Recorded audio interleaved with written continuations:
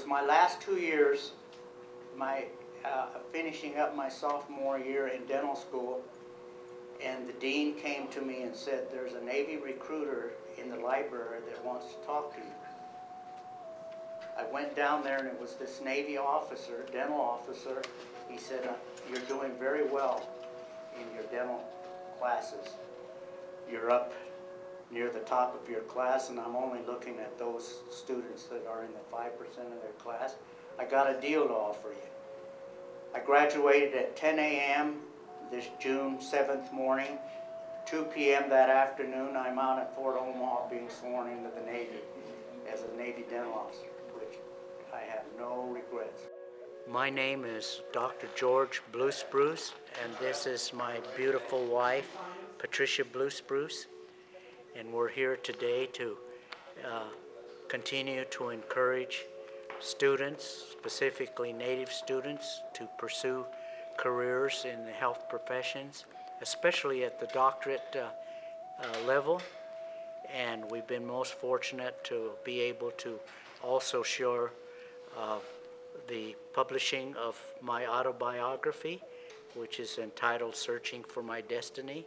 And we are privileged to be able to sign some of the books that are being purchased here today. And there's nothing that a person can do by themselves.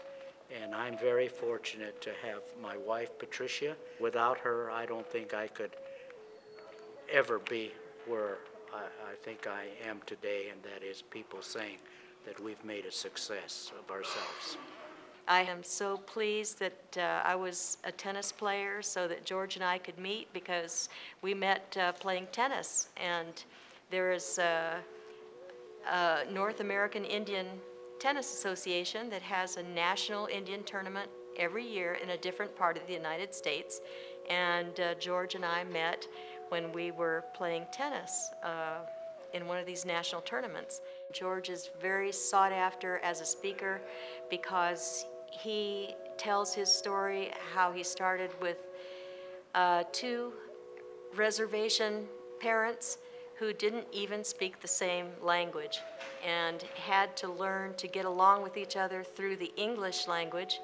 And they made sure that George understood English, and that really helped him as he went his way through school and on through the medical part of schooling too, and ended up becoming a dentist, and then further on through his career, ending up with a rank of Assistant Surgeon General in the United States Public Health Service. So I'm very, very proud of George, and very proud to be his wife, and very proud to support him in any way that I can, and he does the same for me. There are so very few American Indian health professionals, especially at the doctorate level. The Indian Self-Determination Act was passed in 1975.